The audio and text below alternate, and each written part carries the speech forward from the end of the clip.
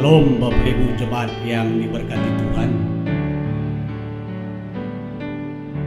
Kita mengucap syukur kepada Tuhan atas semua kasih karunia yang Tuhan anugerahkan kepada kita. Dan pada saat ini tibalah kita saatnya mengikuti ibadah hari Rabu tanggal 28 April 2021. Bapak Ibu yang diberkati Tuhan, renungan kita pada malam hari ini dari kitab Raja-Raja, dari kitab 2 Raja-Raja pasalnya yang ke-17, ayatnya yang ke-13 sampai dengan ayatnya yang ke-23. Dari kitab 2 Raja-Raja pasalnya yang ke-17, ayatnya yang ke-13 sampai dengan ayatnya yang ke-23. Kalau Bapak Ibu sudah menemukan renungan kita pada malam hari ini, biarlah dengan Alkitab yang terbuka, mari kita bersatu dalam doa. Mohon tuntunan Roh Kudus menyertai kita semuanya dalam merenungkan dan menghayati firman Tuhan yang akan kita baca dan renungkan bersama-sama. Mari kita bersatu dalam doa. Bapa kami yang di surga, pada malam hari ini Tuhan, kami mengucap syukur dan berterima kasih kepadamu atas semua kasih karunia yang Tuhan nyatakan dalam kehidupan kami. Dan sebentar lagi Tuhan, tibalah kami saatnya kami akan mendengar sapaan Tuhan melalui firman yang hidup yang sebentar kami baca dan renungkan bersama-sama. Biarlah melalui renungan ini Tuhan, kami semua jemaat-Mu di GBB Sawangan diberkati dan memampukan kami untuk melakukan firman yang sebentar kami akan baca dan renungkan bersama-sama. Khususnya untuk hamba-Mu ini Tuhan, urapi hamba-Mu ini. Berkati hamba-Mu ini Tuhan, supaya bisa menguraikan dengan baik isi daripada renungan yang sebentar kami renungkan bersama-sama. Terima kasih Bapa, di dalam nama anak-Mu yang kekasih, Kristus Yesus Tuhan, Juru Selamat kami kekal hingga kekal. Amin. Bapak Ibu yang diberkati Tuhan, saya jemput untuk berdiri untuk membaca dan merenungkan firman Tuhan bersama-sama. Dari 2 Raja-Raja pasalnya yang ke-17, ayatnya yang ke-13 sampai dengan ayatnya yang ke-23. Demikian firman Tuhan. Tuhan telah memperingatkan kepada orang Israel dan kepada orang Yehuda dengan perantaran semua nabi dan semua tukang tilik. Berbaliklah kamu daripada jalan-jalanmu yang jahat itu, dan tetaplah ikuti segala perintah dan ketetapanku, sesuai dengan segala undang-undang yang telah kuperintahkan kepada nenek moyangmu, dan yang telah kusampaikan kepada mereka dengan perantaran hamba-hambaku para nabi. Tetapi mereka tidak mau mendengarkan, melainkan mereka menegarkan tengkuknya seperti nenek moyangnya yang tidak percaya kepada Tuhan Allah mereka. Mereka menolak ketetapannya dan perjanjiannya yang telah diadakan dengan nenek moyang mereka, juga peraturan-peraturannya yang telah diperingatkannya kepada mereka. Mereka mengikuti dewa kesia-siaan, sehingga mereka mengikuti bangsa-bangsa yang sekeliling mereka, walaupun Tuhan telah memerintahkan kepada mereka. Janganlah berbuat seperti mereka itu. Mereka telah meninggalkan segala perintah Tuhan, Allah mereka, dan telah membuat 2 anak lembu tuangan. Juga mereka membuat patung Asyera, sujud menyembah kepada segenap tentara langit, dan beribadah kepada Baal. Tambahan pula mereka mempersembahkan anak-anaknya sebagai korban dalam api, dan melakukan tenung dan telaah, dan memperbudak diri dengan melakukan yang jahat di mata Tuhan, sehingga mereka menimbulkan sakit hatinya. Sebab itu Tuhan sangat murka kepada Israel dan menjauhkan mereka dari hadapannya. Tidak ada yang tinggal kecuali suku Yehuda saja. Juga Yehuda tidak berpegang pada perintah Tuhan, Allah mereka, tetapi mereka hidup menurut ketetapan yang telah dibuat Israel. Jadi Tuhan menolak segenap keturunan Israel. Ia menindas mereka dan menyerahkan mereka ke dalam tangan perampok-perampok, sampai habis mereka dibuangnya dari hadapannya. Ketika ia mengoyakkan Israel daripada keluarga Daud, maka mereka mengangkat Yerobeam bin Nebat menjadi raja.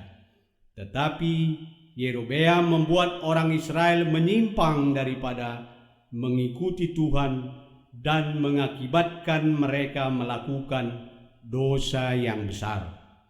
Demikianlah orang Israel hidup menurut segala dosa yang telah dilakukan Yerobeam. Mereka tidak menjauhinya, sampai Tuhan menjauhkan orang Israel dari hadapannya, seperti yang telah difirmankannya dengan perantaran semua hambanya, para nabi. Orang Israel diangkut dari tanahnya ke Asyur, ke dalam pembuangan. Demikianlah sampai hari ini. Demikianlah pembacaan firman Tuhan. Terpujilah Kristus. Haleluya. Haleluya. Haleluya. Haleluya.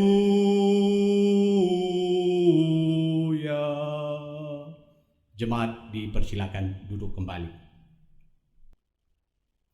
Bapak Ibu yang diberkati Tuhan, Gita Bakti nomor 107 yang berjudul Ikutlah Tuhan dalam Terang. Saya akan nyanyikan. Ikutlah Tuhan dalam terang, tinggalkan yang gelap, dan ingat kewajibanmu, lakukan firman-Nya. Lagu ini Bapak Ibu yang diberkati Tuhan mengingatkan seluruh umat bahwasanya ketika kita sudah mengikut Tuhan, haruslah berjalan di dalam terang dan meninggalkan jalan yang gelap. Nah, renungan kita pada malam hari ini Bapak Ibu yang diberkati Tuhan,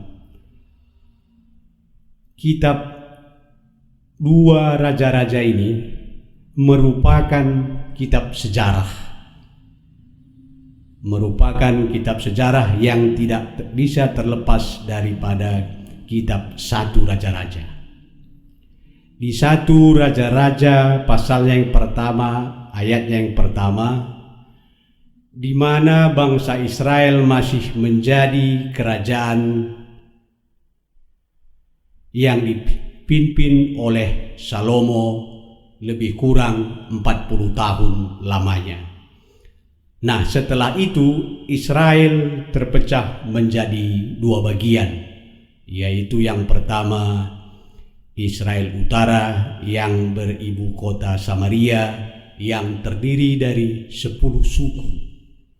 Dan yang kedua, Israel Selatan yang beribu kota Yerusalem yang terdiri dari 2 suku, yaitu suku Yehuda dan Benyamin.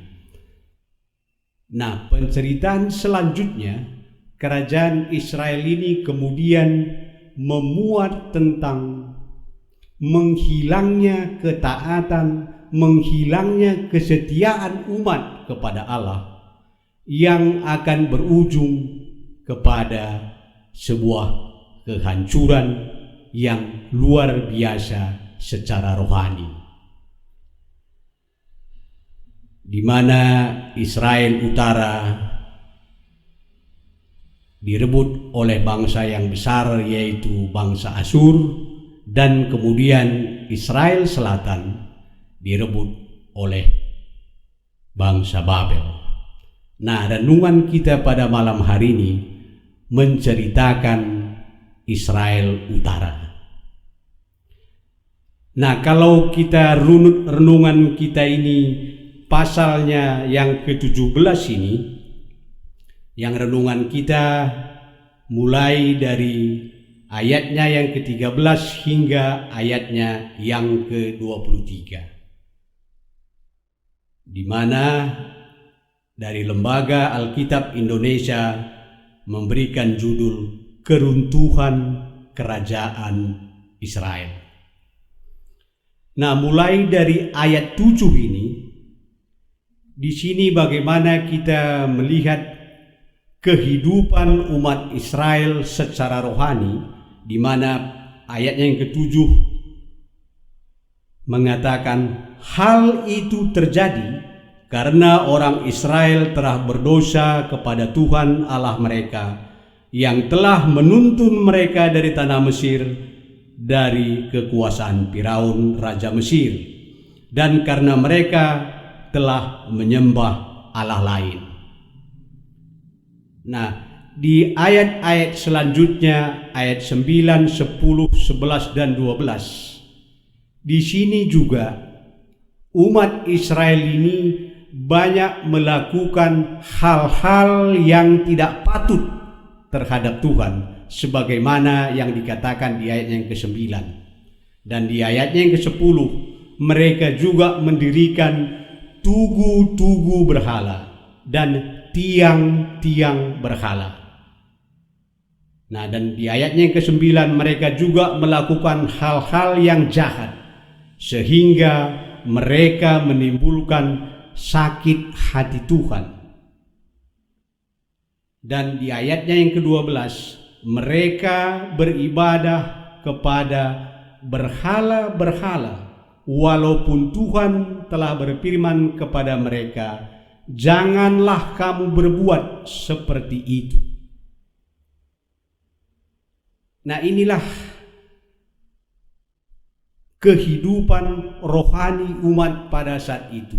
Artinya yang saya maksud di sini, Tuhan sudah banyak menolong mereka, Tuhan sudah banyak melakukan suatu hal yang spektakuler terhadap kehidupan umat pada saat itu, tetapi umat tetap menjalankan kehidupan mereka yang seperti di ayat ke-9 tadi, menjalankan hal-hal yang tidak patut di hadapan Tuhan.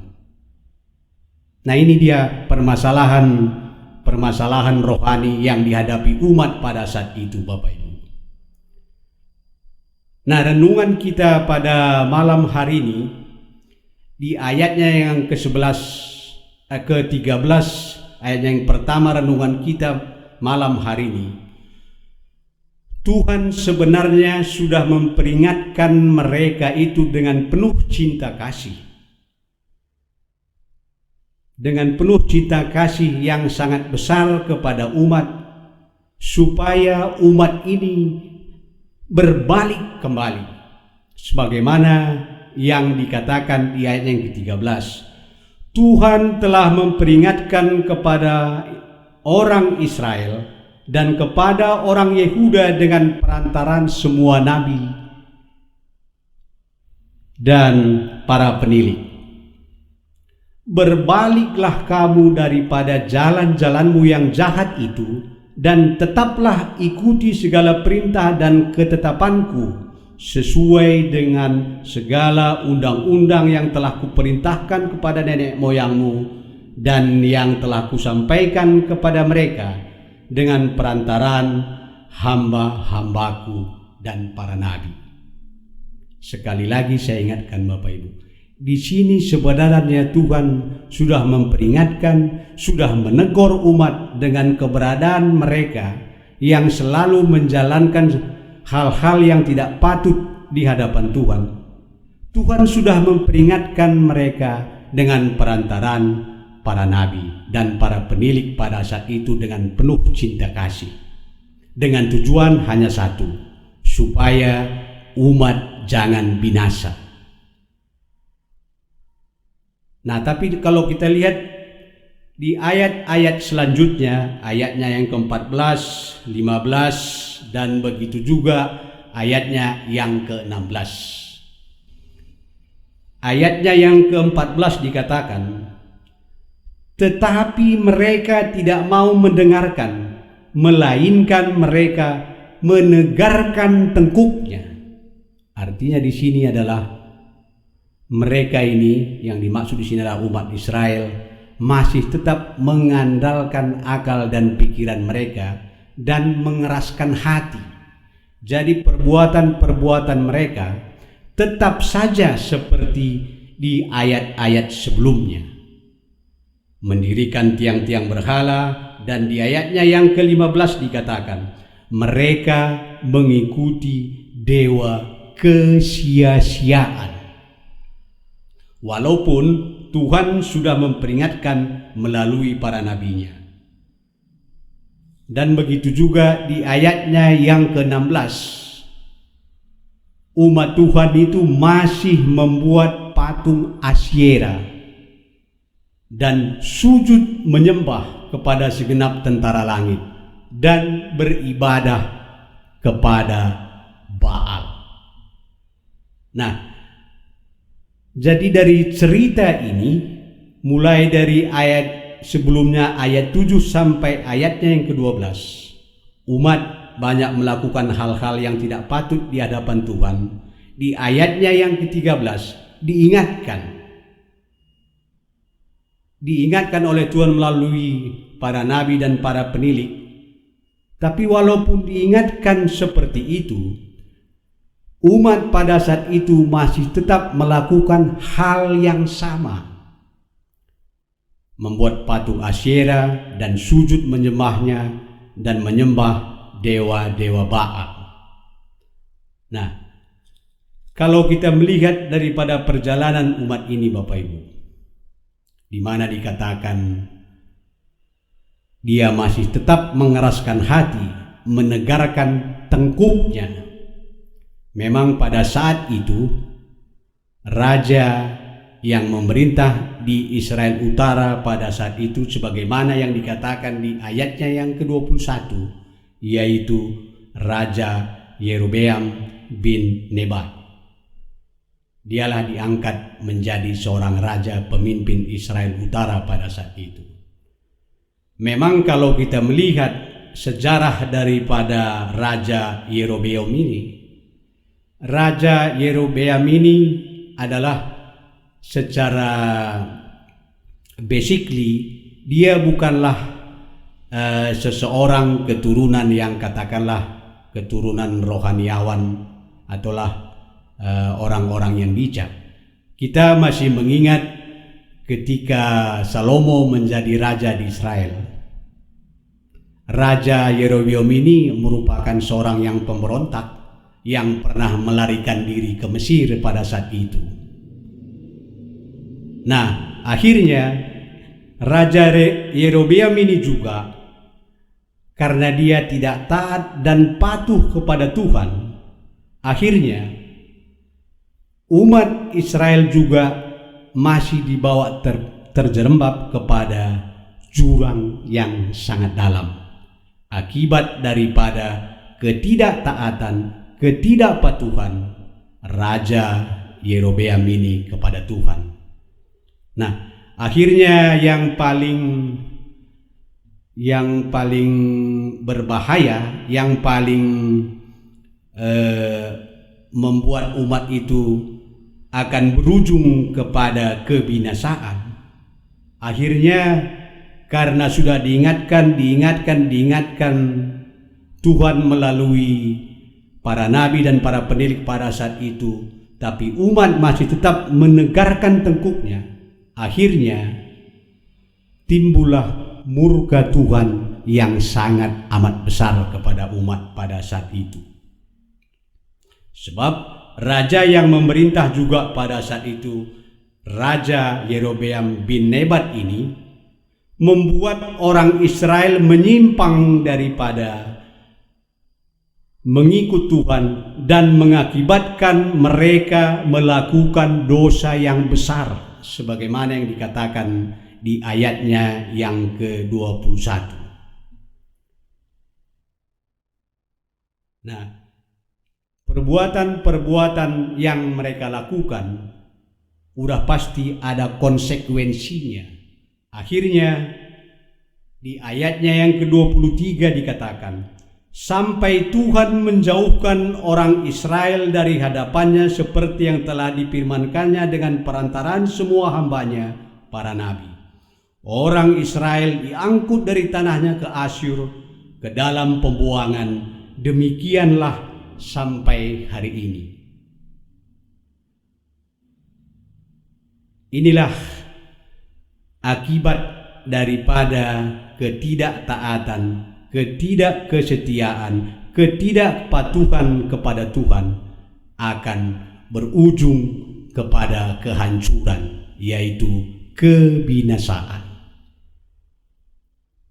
Nah, melalui renungan kita pada malam hari ini, apa esensinya yang bisa kita ambil daripada renungan kita pada malam hari ini di dalam kehidupan kita dalam satu persekutuan jemaat di GPP Sawangan?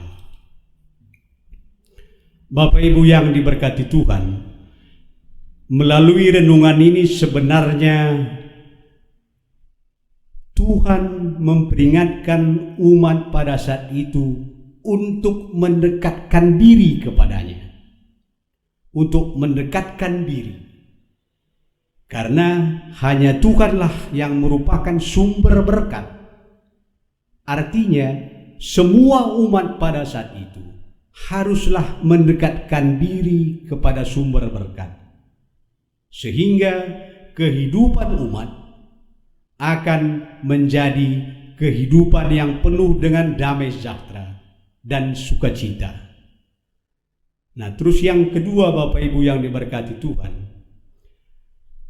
kalau kita telaah cerita daripada perjalanan umat Israel di renungan kita ini di 2 Raja-Raja 17 ini, kehidupan rohani dan kehidupan duniawi ataupun kehidupan jasmani itu sangat jaraknya adalah sangat amat jauh, bagaikan langit dan bumi. Kalau yang menonjol kita lihat di kehidupan umat pada saat itu yang dipimpin oleh Raja Yerobeam ini, kehidupan rohani mereka adalah sangat amat buruk, yang selalu melakukan yang tidak patut di hadapan Tuhan. Yang saya maksud di sini adalah kehidupan rohani dan kehidupan jasmani mereka tidak seimbang, Bapak Ibu. Harusnya kehidupan umat harus selaras ataupun katakanlah seimbang ataupun harus sepadan dengan kehidupan jasmani. Jadi kehidupan rohani dan kehidupan jasmani harus berjalan bersama-sama, harus seimbang. Sehingga kita akan merasakan kedamaian di dalam hati. Kita akan merasakan sukacita di dalam keluarga, merasakan sukacita di dalam satu persekutuan. Seperti lagu yang di awal tadi saya nyanyikan dari Gita Bakti 107, ikutlah Tuhan dalam terang. Nah, kalau kita melihat perjalanan umat Israel ini, yang notabene mereka adalah umat Tuhan, mereka ini tidak meninggalkan jalan yang gelap. Tetap mereka berjalan di dalam kegelapan. Walaupun sudah diingatkan oleh Tuhan dengan penuh cinta kasih melalui para nabi dan para pendidik pada saat itu. Nah, ini jugalah yang merupakan menjadi perenungan bagi kita, Bapak Ibu. Kita seringkali menyanyikan Gita Bakti 107 ini, ikutlah Tuhan dalam terang dan tinggalkanlah yang gelap, supaya kehidupan kita akan berujung kepada kehidupan yang penuh cinta kasih, damai sejahtera di dalam satu persekutuan. Nah, inilah melalui renungan ini kita diingatkan juga oleh Tuhan bahwasanya kita harus menjauhkan daripada sikap-sikap sebagaimana yang diperlihatkan oleh bangsa Israel pada saat itu. Kita jangan menegarakan hati, jangan mengeraskan hati, jangan menegarakan tengkuk, dan selalulah mendekatkan diri kepada Tuhan. Selalulah mendekatkan diri kepada sumber berkat, agar hidup kita tetap senantiasa hidup yang diberkati oleh Tuhan. Dan kehidupan rohani dan kehidupan jasmani kita harus seimbang, harus selaras, harus sepadan. Jangan kehidupan jasmani dengan rohani itu ngejomplang jauh. Itu akan berakibat yang buruk juga dalam kehidupan kita. Sekali lagi saya katakan, Bapak Ibu yang diberkati Tuhan, ketika kita mengikut Tuhan seperti firman Tuhan di dalam lagu 107 Gita Bakti tadi, ketika kita mengikut Tuhan, tinggalkanlah yang gelap dan lakukanlah firman Tuhan. Firman Tuhan itu apa, Bapak Ibu? Ketetapan Tuhan, titah-titah Tuhan, dan begitu juga janji Tuhan kepada semua umat yang percaya kepada Tuhan, sehingga kehidupan kita tetap senantiasa kehidupan yang diberkati oleh Tuhan. Terpujilah Kristus.